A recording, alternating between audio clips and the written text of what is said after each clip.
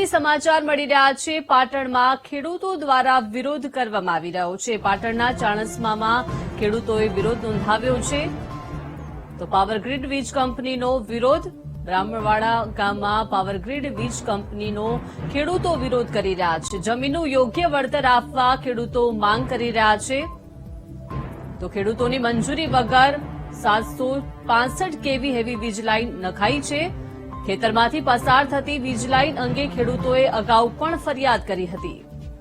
તો પાટણના ચાણસ્મામાં ખેડૂતોએ વિરોધ કર્યો છે। વીજ કંપની સામે ખેડૂતો વિરોધ કરી રહ્યા છે। બ્રાહ્મણવાડા ગામમાં પાવરગ્રીડ વીજ કંપનીનો વિરોધ થઈ રહ્યો છે।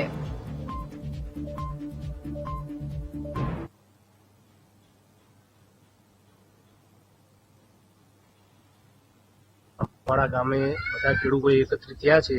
અમારો પ્રશ્ન એ છે કે પાવરગ્રીડ ખાવડા જે અમદાવાદ સુધી લાઈન જાય છે 765 કેવીની, એ લાઈન નાખવા માટે આજે પાવરગ્રીડ કંપનીએ પોલીસ પ્રોટેક્શન સાથે ગામના ખેડૂતના ખેતરમાં આવ્યા હતા, બરોબર।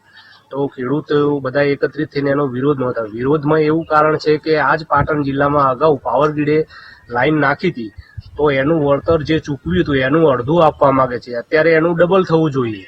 તો ખેડૂતોની માંગ એ છે કે અડધું નહીં, અમને જે ડબલ થતું હોય એ આપો। અને એની રજૂઆત કલેક્ટરને અગાઉ કરેલી હતી મીટિંગમાં।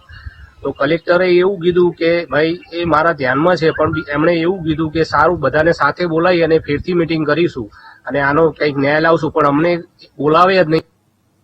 વધુ માહિતી સાથે સંવાદદાતા હર્ષદ જોડાઈ ગયા છે। હર્ષદ, પાટણના બ્રાહ્મણવાડા ગામે ખેડૂતોએ વીજ કંપની સામે વિરોધ નોંધાવ્યો છે, શું વિગતો?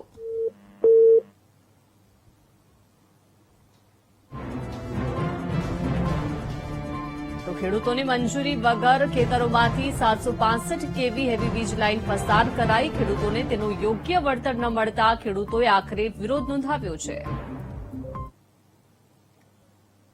વધુ માહિતી સાથે સંવાદદાતા હર્ષદ જોડાઈ ગયા છે। હર્ષદ, ખેડૂતો વિરોધ કરી રહ્યા છે, યોગ્ય વળતરની પણ ખેડૂતો માંગ કરી રહ્યા છે। આ દીપિકા, જે વિરોધ જે છે તે પાટણ જિલ્લાના ચાણસ્મા તાલુકાના બ્રાહ્મણવાડા ગામના ખેડૂતો દ્વારા કરવામાં આવ્યો હતો। જે બ્રાહ્મણવાડા ગામે જે ખેડૂતોના ખેતરમાં 465 કેવી જે ખાવડા પાવરગ્રીડ કંપની દ્વારા જે વીજ લાઇન નાખવાની કામગીરી કરવામાં આવે છે તેનું યોગ્ય વળતર આપવામાં આવે।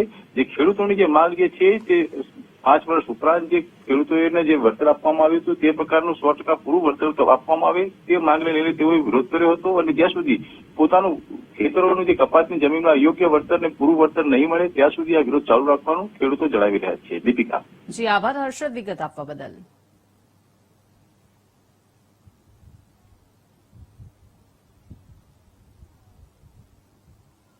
તો હવે નજર કરીશું